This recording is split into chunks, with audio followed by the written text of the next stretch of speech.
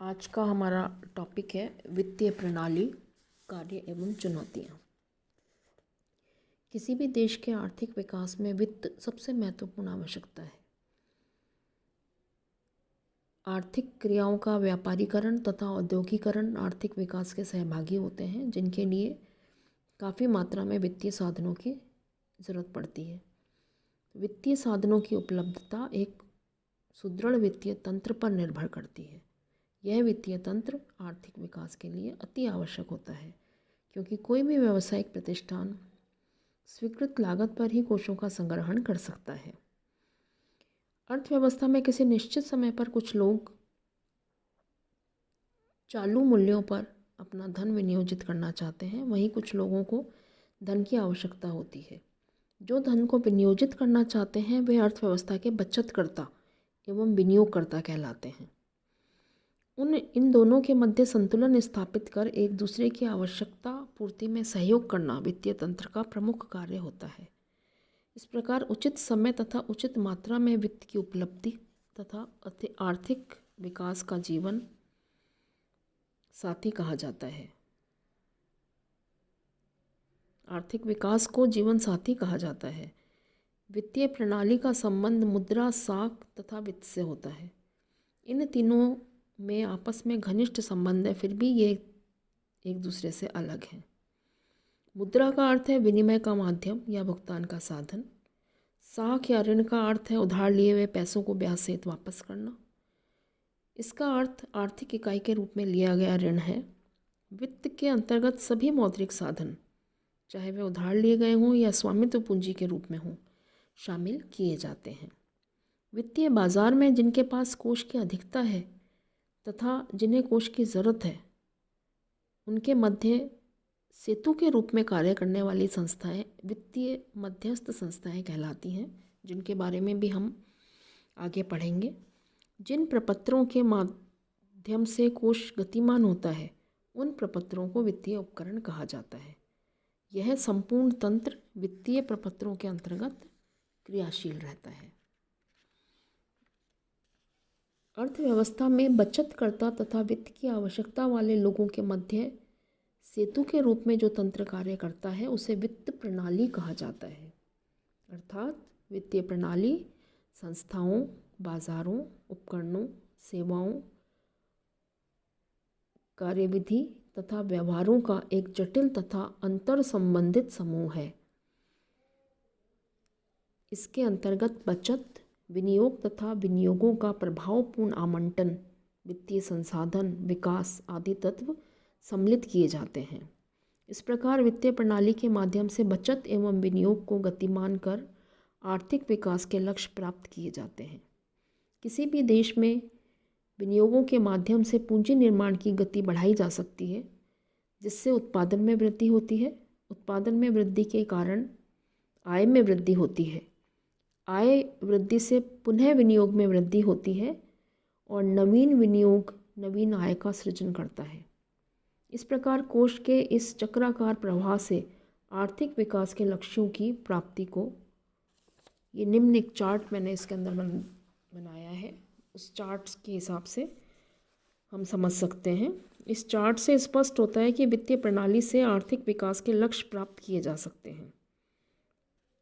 आर्थिक विकास के फलस्वरूप पूंजी निर्माण होता है, नए उद्योगों का विकास होता है, उद्यमियों को लाभ प्राप्त होता है, समाज के हर वर्ग के लिए आय एवं रोजगार में वृद्धि होती है, फलस्वरूप बचत की मात्रा बढ़ती है।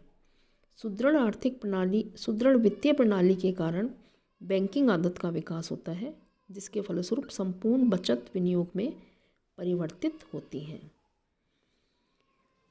अतः देश के आर्थिक विकास में सुदृढ़ वित्तीय प्रणाली की महत्वपूर्ण भूमिका रहती है। देश की प्रभावपूर्ण मांग को पूरा करने के लिए बचत एवं विनियोग को गति प्रदान कर आधिक्य क्षेत्र तथा अभाव क्षेत्र में सेतु का कार्य कर संसाधनों को संतुलित ढंग से आवंटित कर विकास की गति को वित्तीय प्रणाली के माध्यम से तीव्र किया जा सकता है। तो ये तो वित्तीय प्रणाली का एक थोड़ा सा परिचय हुआ। अब हमारे भारत में वित्तीय प्रणाली की क्या संरचना है? तो वित्तीय प्रणाली से जो आशय है वो व्यक्ति, संस्थाओं, कंपनियों तथा सरकार द्वारा कोषों को उधार लेने में उधार देने से संबंधित होता है। वित्तीय प्रणाली को इन कुछ भागों में बांटा गया है, जिसमें है औद्योगिक वित्त, जो उद्योग और व्यापार को चलाने के लिए आवश्यक है, कृषि वित्त, जो कृषि कार्य के लिए आवश्यक है, विकास वित्त, जो देश के विकास के लिए आवश्यक है, और सरकारी वित्त, जो सरकारी खर्चों के लिए आवश्यक है। तो विस्तृत रूप से भारत की वित्तीय प्रणाली में जिन चीज़ों को, जिन क्षेत्रों को सम्मिलित किया गया है, उसमें है बैंकिंग प्रणाली, बीमा कंपनियां, म्यूचुअल फंड्स, विनियोजित फंड्स तथा अन्य सभी संस्थाएं जो लोगों से बचत को इकट्ठा करके निवेश तक पहुंचाने का काम करती हैं। निवेशकों से आशय व्यक्तियों, औद्योगिक तथा व्यापारिक कंपनियों तथा सरकार से है, जो वित्तीय प्रणाली में उधारकर्ता के रूप में प्रवेश करते हैं। साथ ही कुछ संस्थाएं जो इसमें सहयोग करती हैं, जैसे स्टॉक एक्सचेंज तथा प्राथमिक व नए अंश निर्गमन का बाजार। तो इन सब चीज़ों को इसके अंदर सम्मिलित किया है। इसके आगे हम देखते हैं वित्तीय प्रणाली के कार्य। वित्तीय प्रणाली के क्या कार्य हैं? वित्तीय प्रणाली के कार्यों में सबसे पहला कार्य है तरलता प्रदान करना। वित्तीय प्रणाली का मुख्य कार्य वस्तुओं एवं सेवाओं के उत्पादन हेतु तरलता प्रदान करना है। उत्पादक कार्यों के लिए मुद्रा की कमी नहीं होनी चाहिए। तरलता से अभिप्राय नकद और मुद्रा के साथ उन सब संपत्तियों से है जिन्हें आसानी से मुद्रा में परिवर्तित किया जा सकता है। वित्तीय प्रणाली की सभी गतिविधियां तरलता से संबंधित होती हैं। भारत में रिजर्व बैंक ऑफ इंडिया को मुद्रा छापने का एकाधिकार प्राप्त है। व्यापारिक बैंक भी साख सृजन के माध्यम से तरलता बढ़ाने में सहायता करते हैं। मुद्रा की मांग व पूर्ति में संतुलन होना आवश्यक माना जाता है। दूसरा है इसमें बचत की गतिशीलता। वित्तीय प्रणाली के कार्यों में दूसरा कार्य है बचत की गतिशीलता। वित्तीय प्रणाली का दूसरा प्रमुख कार्य बचत को गतिशील कर उन्हें उत्पादन कार्य में लगाना है। वित्तीय प्रणाली को अनेक प्रकार से प्रोत्साहन देकर बचत को बढ़ाना चाहिए और उन्हें अधिक उत्पादक कार्यों में निवेश करना चाहिए। इस प्रकार वित्तीय प्रणाली बचत को गतिशील कर उन्हें विनियोजित करती है और इस कार्य में वित्तीय मध्यस्थ महत्वपूर्ण भूमिका निभाते हैं। तीसरा है आर्थिक प्रणाली का कार्य आकार परिवर्तन का कार्य। वित्तीय मध्यस्थ संस्थाएं हजारों लोगों की छोटी बचत को एकत्र करके एक बड़े विनियोग पूंजी में परिवर्तित करती हैं, जिससे उत्पादन संभव होता है। यह आकार परिवर्तन वित्तीय प्रणाली का अत्यंत महत्वपूर्ण कार्य माना जाता है। और आखिरी कार्य है इसमें जोखिम परिवर्तन कार्य। अनेक छोटे निवेशक अपनी बचत को सीधे स्टॉक मार्केट में विनियोजित करने से डरते हैं, अतः वित्तीय मध्यस्थ उनकी जमाएं स्वीकार कर अपने अनुभव एवं विशेषज्ञता के आधार पर विनियोजित करते हैं। इस प्रकार से व्यक्तिगत जोखिम इसमें समाप्त हो जाता है। तो जोखिम व्यक्ति से संस्था के ऊपर परिवर्तित, जो विशेषज्ञ जो हैं उनके ऊपर परिवर्तित हो जाता है।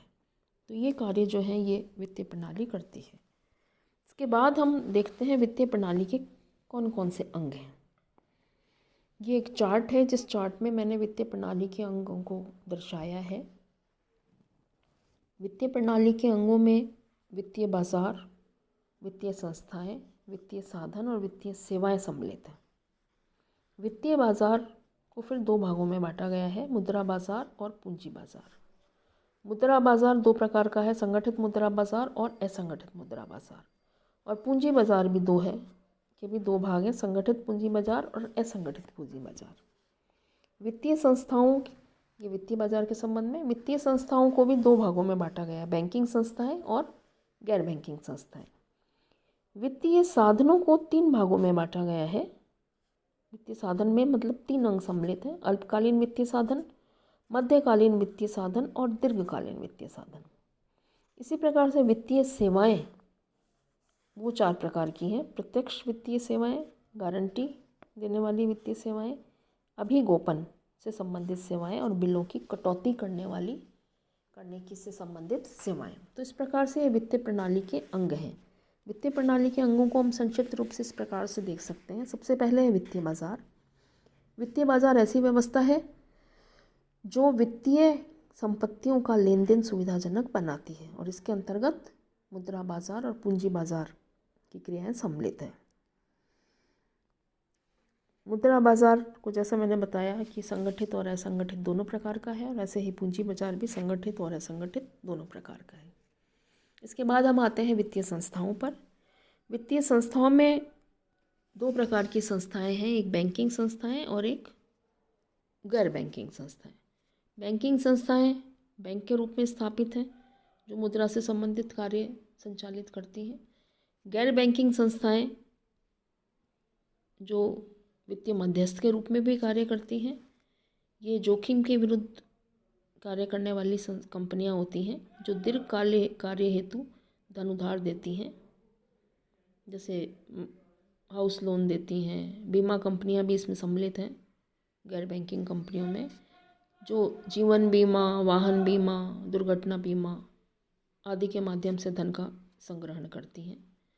इसके साथ साथ इसके अंतर्गत म्यूचुअल फंड आदि भी सम्मिलित किए जाते हैं। तीसरा है इसमें वित्तीय साधन। वित्तीय साधन जो है वो वित्तीय बाजार के अंतर्गत जिन प्रपत्रों के माध्यम से कोषों का विनियोजन होता है वे वित्तीय साधन कहलाते हैं। वित्तीय साधनों को अवधि के आधार पर विभाजित किया गया है, अल्पकालीन, मध्यकालीन और दीर्घकालीन। इसमें प्रतिज्ञा पत्र, विनिमय बिल, ट्रेजरी बिल, अल्प अवधि सूचना मुद्रा, व्यापारिक पत्र, जमा पत्र आदि सम्मिलित किए जाते हैं। पूंजी बाजार में दीर्घकालीन अवधि के वित्तीय साधन सम्मिलित किए जाते हैं जिनमें अंश पत्र, ऋण पत्र, बॉन्ड, स्टॉक तथा दीर्घकालीन अवधि की सरकारी प्रतिभूतियां सम्मिलित की जाती हैं। और आखिरी है इसमें वित्तीय प्रणाली के अंग में वित्तीय सेवाएं। तो वित्तीय बाजार में वित्तीय संस्थाओं द्वारा बाजार संबंधी कई सेवाएं प्रदान की जाती हैं और ये सेवाएं वित्तीय सेवाएं कहलाती हैं, जैसे ऋणों की गारंटी देना, अंशों का अभिगोपन करना, बिलों की कटौती करना, रिजर्व बैंक द्वारा वित्तीय संस्थाओं को पुनर्वित्त आदि सेवाएं वित्तीय सेवाओं के अंतर्गत आती हैं। वित्तीय संस्थाओं द्वारा प्रदत्त सेवाओं को वित्तीय सेवा बाजार के नाम से जाना जाता है, जिसके अंतर्गत वित्तीय संस्थाओं द्वारा कोष प्रवाह बनाए रखने के लिए कई वित्तीय सेवाएं प्रदान की जाती हैं। तो ये कुछ वित्तीय प्रणाली का प्रारंभिक परिचय, जिसमें वित्तीय प्रणाली के अंग और वित्तीय प्रणाली क्या होती है, वित्तीय प्रणाली का के कार्य, इनके बारे में मैंने आपको बताया है। धन्यवाद।